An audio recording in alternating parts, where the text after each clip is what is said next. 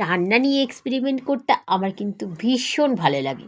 So আজকে যে রান্নাটা করছি সেটা হচ্ছে ভাজা। তো এই কড়াইতে কিন্তু আমি ডিম ভেজেছিলাম। এই কড়াইয়ের মধ্যে কিন্তু আমি দিয়ে দিলাম হচ্ছে বাঁধাকপি সেই একই তেলে।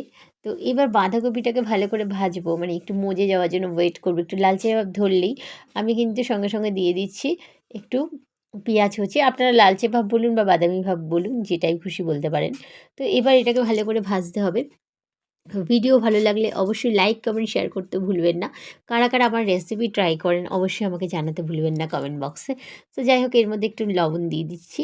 লবণ দিয়ে একটু ভালো করে নাড়িয়ে চাড়িয়ে নিচ্ছি, অপেক্ষা করব। তো এই একই তেলের মধ্যেই কিন্তু দিয়ে দিচ্ছি হচ্ছে একটুখানি ভাজা মশলা, যেটা আমার সিক্রেট মশলা।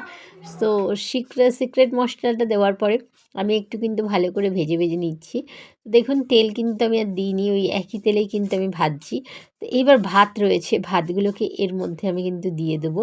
তো যাই হোক, রেশনের চালের কিন্তু এই ভাতগুলো খেতে আমার কিন্তু খুব ভালোই লাগে। রেশনের চালের ভাত ভাজা আমি অনেক দিন খাই না। তো যখন ভাত ভাজা হয়ে গেলে ওপর থেকে আবার ভাজা মশলা, যেটা আমার সিক্রেট মশলা, সেটা কিন্তু আবার দিয়ে দিলাম। তো যাই হোক, এবার ভালো করে নাড়াচ্ছি চাড়াচ্ছি।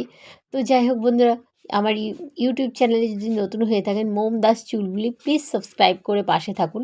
অনেক অনেক সাপোর্ট করুন আপনারা আমাকে, যাতে আমি আগামী দিনে আরও ভিডিও বানাতে পারি। তো যাই হোক, আমি এখান থেকে কিন্তু ভালো করে ভাতটাকে ভেজে দিচ্ছি নাড়াই চাড়িয়ে। তো এই রেসিপিটা একবার ট্রাই করুন ভাজা মশলার উপরে, অসম্ভব ভালো লাগবে খেতে। আর আশা করি ভাজা মশলার একটা রেসিপি থাকে, মানে সিক্রেট মশলা যেটা, তো এটার মধ্যে কিন্তু আলাদাই একটা স্বাদ থাকে। তো বন্ধুরা, ভালো লাগলে ভিডিওটা লাইক করুন। দেখা হচ্ছে আরেকটা ভিডিও।